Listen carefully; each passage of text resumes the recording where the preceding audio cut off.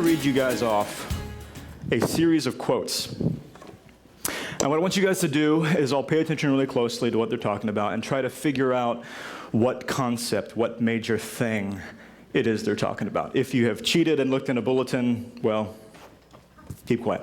If you figure it out early, don't yell it out. Everyone just think to yourselves. You guys ready? Okay. First one up, we have a quote by a guy named C.S. Lewis, really intelligent man, one of my favorite authors, and he said this. He said, "This thing is the one sin, it's the one fault of which no man in the world is free, which everyone loathes when he sees it in someone else, but one of which hardly anyone ever imagines they are guilty of themselves." I believe we have these up. There we go. Thomas Jefferson, U.S. President, said that this thing costs us more than hunger, thirst, and cold. G.K. Chesterton, the great author and thinker, said that if I have only one message to give, it would be a message against this thing. Benjamin Franklin, in his autobiography, said that there is no sin so hard to subdue as this.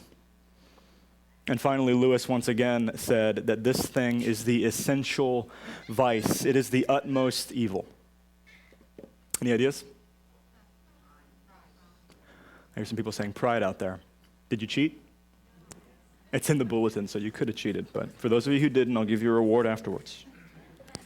All these men are talking about the exact same thing, using some very strong language. They're talking about, believe it or not, pride. It's pride that Lewis said is the one sin, the one fault from which no one is free and which almost nobody recognizes in themselves. It's pride that Thomas Jefferson concluded costs us more than hunger, thirst, and cold. It's pride that Benjamin Franklin said is the hardest of sin in all of existence to subdue, and Lewis once again said that it is the utmost evil.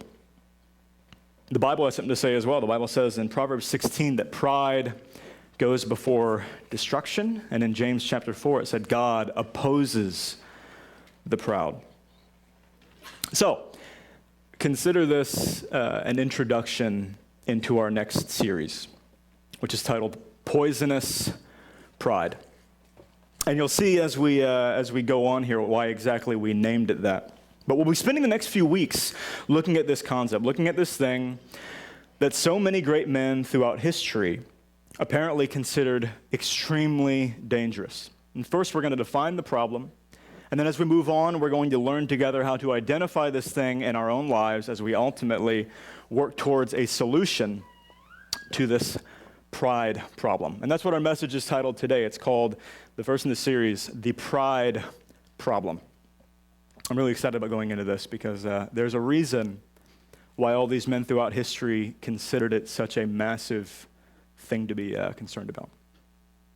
So the message is titled The Pride Problem today, which honestly is a little bit funny because despite how all of these great men throughout history talk about how dangerous and terrible this problem is, pride, in terms of our list of things that we're actively concerned about in life, it's really, for most of us, it's not really going to be high on the list, is it?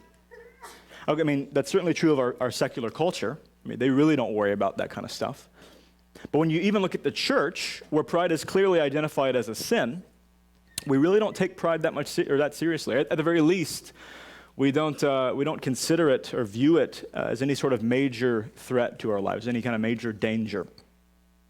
This is because pride as a fault, pride as a sin has been it's been watered down a great amount from the last 100 years or so. It's been neutered. And I think the reason for that has a lot to do with how pride is portrayed in our culture today. I guess the stereotypical view of pride. Because when you see pride in like a movie, pride portrayed in a movie or pride in a TV show, it is portrayed as a negative thing, right? It is generally a negative thing, but it's more often than not, it's kind of an annoying thing, or almost like an endearing thing, like, haha, that guy's so prideful, he's so funny, and that's kind of his quirk. He's just really, really prideful. Because pride has been kind of reduced. It's been simplified into just meaning bragging, right? If you brag out loud to other people, well, that means you're prideful. That's what pride is. Pride equals bragging, or pride equals the guy who thinks that he's better than everyone else. I'm so great. I'm so good. Pride, in the stereotypical view, pride would be that giant, the beefhead in the tank top who flexes in the mirror every time he sees one. He's always talking about how, oh man, bro, I did a 6-day split in my workout. My arms are getting so swollen. And that guy, that's what pride is. Our pride is the businessman in Starbucks who thinks he's better than all you plebeians. Shouldn't have to wait in line with you. How many of you guys have heard of Kanye West? Kanye West is a very famous and very, frankly, talented musician. Infamous is a good word as well. But regardless of what you think of this guy, regardless of whether you like him or not, he is a gold mine of quotes that perfectly illustrate the stereotypical view of pride. I'll give you some of my favorites. He's given us such classic gems as, I feel like I'm too busy writing history to read it. He said, I am the greatest, I am Warhol, I am the #1 most impactful artist of our generation. I am Shakespeare in the flesh, Nike, Google. He said, I am God's vessel, but the greatest pain in my life is that I will never be able to see myself perform live. I will go down as the voice of this generation, of this decade. I will be the loudest voice. And finally, I hate when I'm on a flight and I wake up with a water bottle next to me like, oh great, now I got to be responsible for this water bottle. That one didn't apply as much as the last ones, or the last few did. But this is the stereotypical view of pride, right? It's someone who's so extremely swollen up with themselves in their own head that everyone sees it. Hey, that guy, there's pride, ha ha ha, he's funny, right? Let's go back like 10, 12 years ago. I was probably 14 years old, and I was on like a youth retreat. And my dad, Pastor Rick, had come along as a chauffeur. You know, when kids like love to have their parents along and chauffeuring a youth retreat. And we were sitting in a group dinner thing. We were at a restaurant, and we were sitting at this big table with the whole group. And I was sitting there, and my dad was sitting across from me. And so I had ridiculously high metabolism as a kid. So I was skin and bones, really, really, really thin. I could eat whatever I wanted all the time, and nothing happened. I was just skin and bones. That was it. And so my dad he'd gotten some dessert, and he had finished with it, and there was like half of it left. And so he said, hey, son, do you want this? Assuming that I would, because I would eat everything. But it so happened I'd gotten full at that point, and I didn't want it. And so I was going to say, oh, no, thank you. But then I remembered a cartoon that I had seen the week before, in which there was this very arrogant female character who wouldn't eat anything because she said, and I quote, I have to watch my figure or nobody else will. And I thought that was the funniest thing. Okay, haha, okay, because girls do that, and I'm this skinny, pale white boy. It'll be really funny if I tell my dad that instead of saying, no, thank you. So he said, you want this? I said, oh, no, Dad, I have to watch my figure or no one else will. And he looked at me. He said, do you realize how arrogant you sound right now? I went, no, it was a joke. It was a joke, Dad. I was just kidding. But from his perspective, this was the stereotypical view of pride being exhibited in his beloved son. Got to watch my figure, Dad, or nobody else will. And so these are certainly examples of pride, right? I mean, that isn't not pride. It's still pride, but it's extreme, right? Kanye West is an extreme example, a simplified, boiled down view of pride. But again, this is the predominant way it's portrayed in our culture. And what's happened is, because of this is the way it's portrayed, whenever we hear the word pride, this is what we think of: the overt braggart, the man who's so completely consumed with himself, he would say something like, I am God's vessel. That's what pride is. And so we've come to believe that dealing with pride is as simple as the concept. Well, if you don't want to be prideful, just don't brag. And then you're not prideful. Just don't brag, and then you've dealt with the problem. That's what pride is. Just don't brag out loud. Don't brag out loud. Don't do the outside external action, and then you're not a prideful person. Now, unfortunately, the reality of pride is a whole lot more difficult, more nuanced, and more terrible than this simplified view that we've been given. Because again, there's a reason why so many great men throughout history have identified pride. Out of all the sins they could have picked out, they've identified this one as the worst of all sins that threaten us. So let's go back for a second here. Let's go back to C.S. Lewis. This guy is probably my favorite author. Genius, brilliant man, wrote on all kinds of subjects. He wrote a book called Mere Christianity. And near the end of the book, he started examining all of the virtues and all of the vices that present themselves before man as options in action. And he spent more time writing on pride than anything else in this book, and he had some very strong things to say. Once again, as I mentioned before, he said that pride is the essential vice, the utmost evil. He said that unchastity, anger, greed, drunkenness, all these things are flea bites in comparison to pride, because pride leads to every other sin. It's the complete, he said, anti-God state of mind. He even went as far as to say that it is pride that is the chief cause of misery in every nation and every family since the world began. Some strong language, huh? So let's take a closer look at what I've called the pride problem. Our culture doesn't seem to think it's that big a deal. It's funny, it's endearing. At the worst, it's annoying.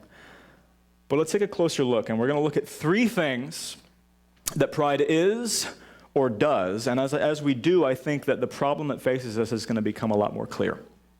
Ready? Number one, pride prioritizes you. Pride prioritizes you. And Lewis said that pride is the complete anti-God state of mind. And this is very true, but it's also the complete anti-anyone else state of mind. Because in pride, our life's priority is us. What we do, what we live for. In the end, if there's a priority list of why we do what we do, we're number one. Joyce Meyer, famous Christian preacher, she said that she described pride as the independent, me-oriented state of mind. As in, your life is oriented around the center of the universe, and that's your head. All the planets revolve around your smiling face. The me-oriented state of mind, because your focus is yourself in pride. Whenever something happens, whenever you face a decision, the filter that goes through your mind is, okay, how will this affect me? How will this affect my well-being, my happiness? Will I be inconvenienced? If I do this thing, how will I appear to other people? What will they think of me?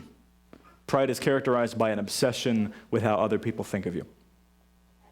How will this affect my reputation? My friends, my coworkers, even the people who I've never met before. How will it affect my reputation?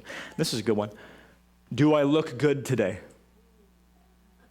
If I do, I'm in a great mood. Feeling good, looking good, strutting my way downtown. But if you look bad hair day, don't like your appearance, depressed. It's not a good day. I'm in a bad mood, so I don't like the way I look. If you haven't experienced this, and I think more of you have experienced this than you're willing to admit, it's extremely common, especially in this culture. Extremely common. It's the me state of mind. And even when we get out of our own heads for a minute and start considering other people or considering God, pride left sitting in your hearts even filters those things through how will this affect me? How will my relationship with other people affect me? How will my relationship with God affect me? What can I get out of this? And what's funny is we don't even notice that we do this. We don't even notice it because we live in a culture today in which it is totally natural. It's totally natural to be focused on you as a priority. It's like, why wouldn't you be focused on you as a priority? This culture cultivates that in us. It encourages us to be self-focused because, hey, it's a dog-eat-dog world, right? You got to look out for number one. And what is funny is that even in this culture in which it is encouraged to be self-focused, everybody hates it when you see pride in someone else. Notice that? Everybody hates it when you see someone else who's prideful. Lewis said that there is no fault which makes a man more unpopular And yet there is no fault in which we are more unconscious of in ourselves. And here's what's so ironic. The more pride that we have in ourselves, the more we dislike it in other people. If you want to find out how much pride is in your life, you ask yourself a very simple question. How much do I dislike it when people treat me as less than they are? How much do I dislike it when people refuse to acknowledge me?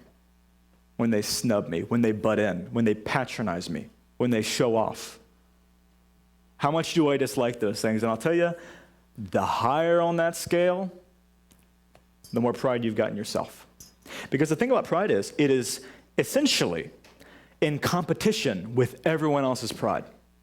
That's what pride is. It's comparative. It is competition.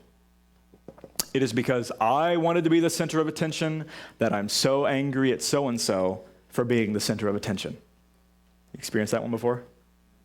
I know I have. And it feels so natural that we should want, of course we should want to be the center of attention. I'm me. What else should I be living for? It feels so natural that we should, but this is only because our culture has edged us so far off of the hinge of what we were created to live for. We were created to love God with the entirety of our being. We were created to love the people around us with the same kind of care and quality of love that we have for ourselves. And yet we've come so far off of our axis that it seems unnatural to do what we were created for. And this is because pride gets in us, pride is left to sit in our hearts, and it prioritizes us as number one. So pride prioritizes us. Number two, pride distorts. There's nothing that we can let in our hearts that distorts us more than pride does. It distorts our perspective, the way we see things around us. It distorts our values, the things we really care about. It distorts our view of reality, your view of yourself, your view of your circumstances, your view of why things happen to you, of why things happen around you. Because it takes everything that you take in, everything that you see, everything that you interpret, and it filters it through this focus on you. And what comes out is a perspective that has no connection with reality. Because you're not the center of the universe, no matter how much you might think you are. Even unconsciously. We aren't. We weren't made to be. What's so scary about pride is it can even take the good things that you can do, and ruin them. Distort them to a point where they're no longer useful or worthwhile. I struggled for a long time, and I still have to fight this down, of whenever I'm faced with a decision to help somebody, to go out of my way, even if it's inconvenience for myself, to help somebody, the pride in me wants to take that and twist it to find some benefit for myself so I can justify doing the good deed. In other words, okay, yeah, I'm going to lose some hours of my day, but what if I can find some way to ensure that other people are going to know what I did? That other people are going to see this? If so, well, then it's worthwhile. Then it's worth my time. Because pride says it is not worth your time if you're not going to get some benefit for yourself. It can take the good stuff, the good deeds, and distort them to a point where they're just not even worth it.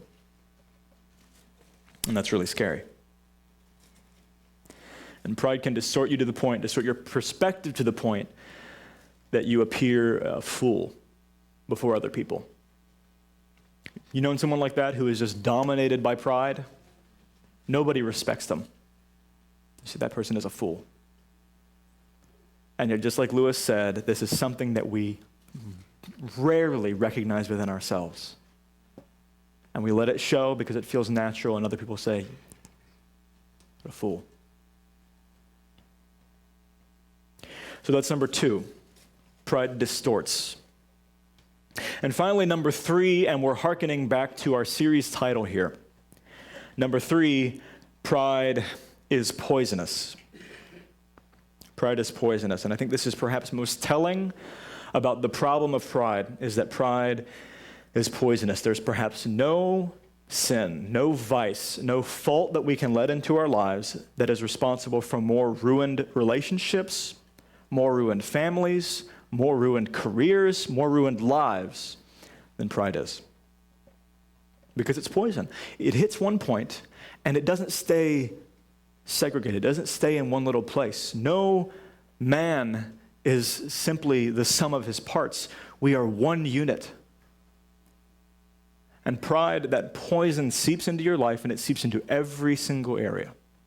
It seeps into your focus, your values, what you care about. That's what we said. It distorts these things. And it can take you to the point where you're no longer even close to living out your intended design.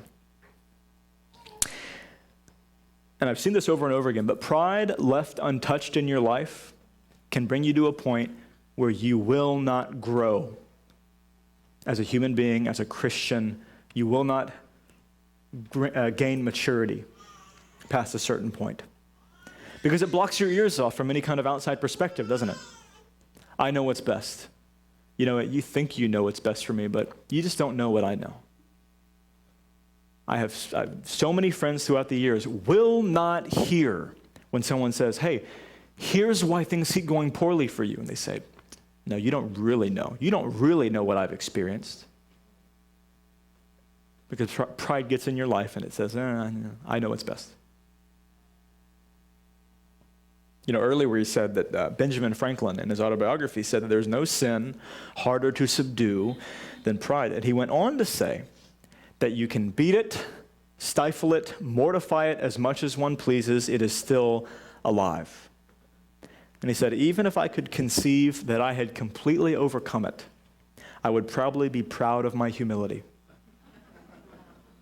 How true that is. There's no other sin that leaves us open to it once we've overcome it. Isn't that scary? Lewis said that pride is the spiritual cancer. It eats up the very possibility of love or contentment or even common sense. How many people have you seen through your life that refuse to be content because of their pride? That refuse to hear common sense from people around them who love them because of their pride. How many times have you been that person? Because I know I have been that person. It seeps into every area of life. It's a poison. It's an absolute perversion of your created design. There's perhaps nothing else that is more poisonous to our lives. And we can see the effects of pride allowed to fester in the hearts of men by just looking at our culture around us. Because what we see around us is the outcome of pride. How many of you are familiar, or at least relatively familiar, with the Watergate conspiracy? One of the great conspirators of that time, a man named George Gordon Liddy, he went to prison and he was released in 1977. And afterwards, he was interviewed and he had this to say. He said, "I have found within myself all that I need and all I shall ever need."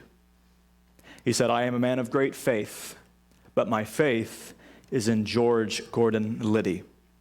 I've never failed myself." And if that's not terrifying, I don't know what is.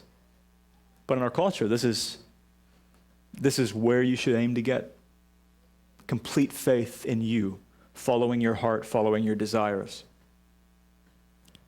But that, you look at the life of this guy, and it's been destroyed by the pride that he holds so dearly to his heart. Because at the heart of pride is, well, really, at the heart of selfishness is pride. Pride leads to every selfish action. Because I am what is most important to me. You, in the end, are under me in the priority list, and so why should I help you? Why should I care that much how my actions affect you? And yes, this is extreme. And yes, that was extreme. But pride doesn't work as an on or off switch. Pride works in levels, and I think Lewis was very right when he said that no man is free of this. This is something we all deal with every single day. And it's again pride that Lewis said was the anti-God state of mind. He said that it blocks us from having any meaningful creation or any meaningful relationship with our Creator. Because in God, when dealing with God, you're coming up against something that is in every respect immeasurably superior to you. And pride can't stand to be in the presence of something like that. Pride refuses to acknowledge it. But unless you know God as that and know yourself as nothing in comparison, you can't know God. Lewis said, as long as you are proud, you cannot know God. A proud man is always looking down on things and people. And as long as you are looking down, you cannot see something that is above you. And so this is pride. Number one, it prioritizes you. It makes you the center of your own life. Number two, it distorts your perspective. It distorts your values. It distorts everything in your life. And finally, number three, it is a poison. Pride is poisonous. And there is nothing we should be more on the lookout for in our lives than pride. I'm convinced of this because there's nothing that is more destructive. There's nothing that can bring more dysfunction in your life, and yet there's nothing that's more difficult to identify. It is the invisible gas. It's the poison that's impossible to detect. And so what I want to do is challenge all of us here to start thinking in these terms. You can't deal with pride in one message. This is one of those things we have to get beaten into our skulls until we start dealing with this thing, because it's so potent. It's so pernicious. And I want to challenge all of us to start thinking in these terms for the next few weeks. Today, what we did was identified the problem, started defining what this thing is and why it's such an issue, but this is only the beginning. Start examining your lives in wake of what we've just talked about. Think on these things we've talked about today, throughout the week and leading up to next week and Sunday, when we take the next step forward in learning how to identify this thing in our lives, identify this terrible problem that sits in our hearts. I want to encourage you guys, don't miss this. Not just don't miss next Sunday or the next one, but don't miss this, what we're talking about here. Do not allow yourself to cruise through this. Do not allow yourself to sit there and apply it to other people. Well, that person definitely deals with pride, and not apply it to yourself, because that's pride speaking. Len, let's tackle this thing together in the coming weeks, huh? I'm going to pray as the band comes up. But the wonderful thing about the gospel, the good news that we see in Christianity, is that Jesus Christ, that God was not satisfied with allowing us to sit in the dysfunction that we've allowed ourselves to sit in. Pride being the utmost of these, Christ is saying, I'm not satisfied with allowing you to sit there, allowing this to destroy your life, to poison your life. This is why Christ came to earth, to show us the way out of this and to deliver us into relationship with him. This is the gospel, relationship with God. It's that relationship that begins to lift us up out of the mire we've lived in for so many years. And so if you're listening to this today and you've not experienced a relationship with God before, and you're saying, you know what, I deal with this and I've seen the dysfunction and I want a way out. The way out is Jesus Christ. And once again, if you're hearing this and you want to try that way out, and you really should, I would encourage you to sit right now and reach out to God. Say, Father, I need you. Jesus, I need you in my life. The pride that I've had in there has dominated me for long enough. We're going to have some of our leaders come up here at the front. And whether you're right now faced with that decision and want someone to be able to pray with you, or whether you have anything else in your life you'd like prayer for, as the band plays, we'll have our leaders up here, and then they'd love to pray for you.